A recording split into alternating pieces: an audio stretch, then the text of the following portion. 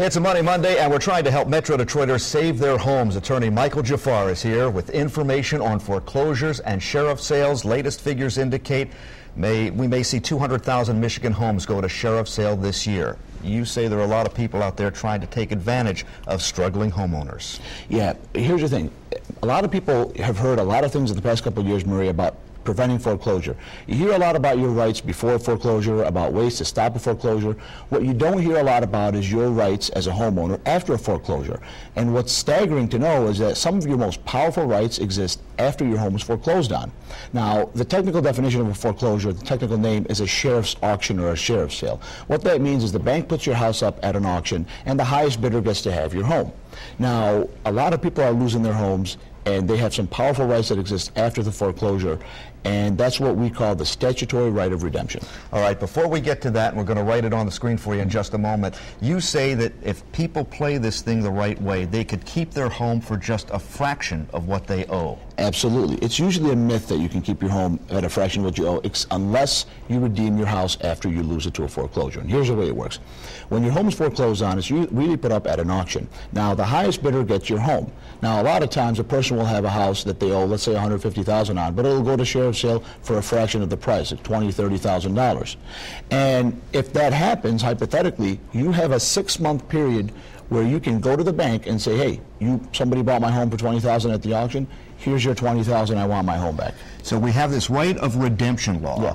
And in 6 months, you can redeem your home? Absolutely. You can buy it for the auction price? Walk me through that again. I can only imagine so many people out there are watching this saying, wow, how do I do that? It's unbelievable. It's your statutory right. It's written in the law. There's no negotiation that needs to take place. You don't need to call the bank and ask them permission to do this. You don't need to negotiate with them. You just walk up to the front steps, say, here's what my home was bought for.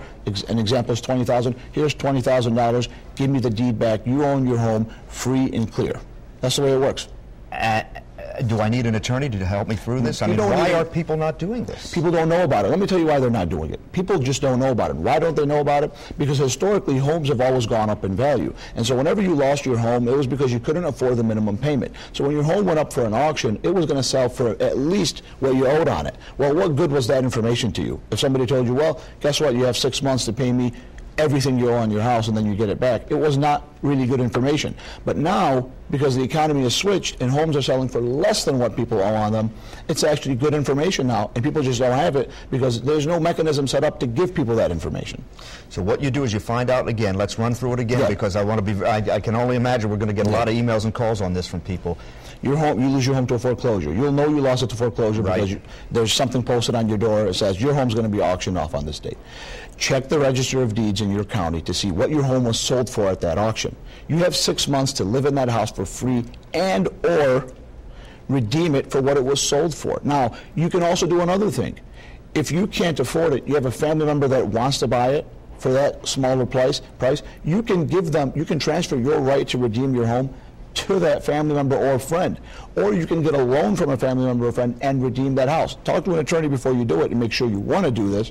A lot of people don't want to own their home free and clear for other reasons, but you have the absolute right to do it, and that's how you do it. You check your Register of Deeds about a month after the home was foreclosed on. It usually takes them a month to update their records, and look at what it was sold for. It might have been sold for what you owe on it, and then maybe you can't afford it, but there's a good chance it was sold for less than what you owe on it. That's after somebody buys that foreclosed home. Yes. You can go in and grab it back. You have the right of redemption for 6 months. More information on the website, myfoxdetroit.com, and we have a link to his website, Michael Jafaar at Jaafar and Mahdi, the Dearborn law firm. Thank you for being with us. Thank you for having me. Appreciate that. We also have many more bits of information and articles on foreclosure. If you need help, myfoxdetroit.com under the Money Monday page. See you tonight on Fox 2 News beginning at 5.